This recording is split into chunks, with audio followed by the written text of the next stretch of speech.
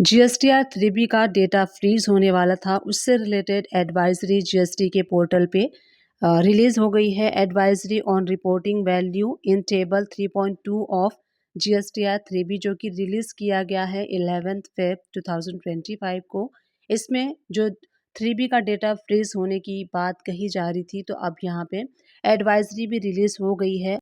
Table 3.2 of Form GSTR 3B captures the interstate supply made to unregistered person, composition, taxpayer and UIN holder out of the supplies declared in table number 3.1 and 3.1.1 of GSTR 3B. The value in table 3.2 of GSTR 3B auto-populated from corresponding जब आप अपनी GSTR 1 return को file करते हैं और वहाँ पे जो अनरजिस्टर्ड पर्सन को अगर आपने इंटर स्टेट सप्लाई किया हुआ है, तो 3.1 एंड 3.1.1 में जो आप शो करते हैं वो आपके GSTR 3B में टेबल नंबर 3.2 में शो होता है, ऑटो पॉपुलेट होता है।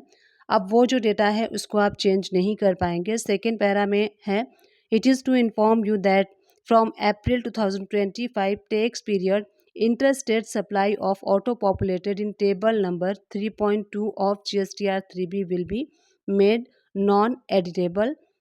तो जो टेबल नंबर 3.2 है GSTR 3B में वो नॉन एडिटेबल होगा, यानी कि आप उसको अब एडिट नहीं कर पाएंगे। अब अगर आप डेटा एडिटेबल नहीं कर पाएंगे तो इससे जो प्रॉब्लम क्रिएट होगा उसका सॉल्यूशन भी थर्ड पॉइंट में दिया हुआ है।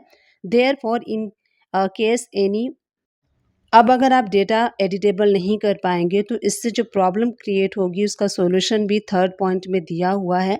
Therefore in case any modification amendment is required in auto populated value of table 3.2 of GSTR 3B same can be done only on.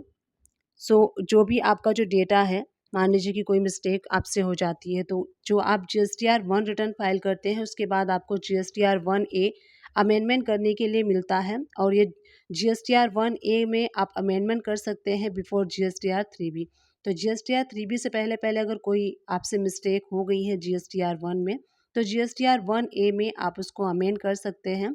और जो आपका GSTR 3B ऑटो पॉपुलेटेड होता है वो GSTR 1A और IFF के बेस पे होता है, तो इसीलिए मिस्टेक्स के चांसेस आपको कम हो जाएंगे, क्योंकि GST पोर्टल ने इसका सॉल्यूशन भी दिया है अमेंडमेंट करने का।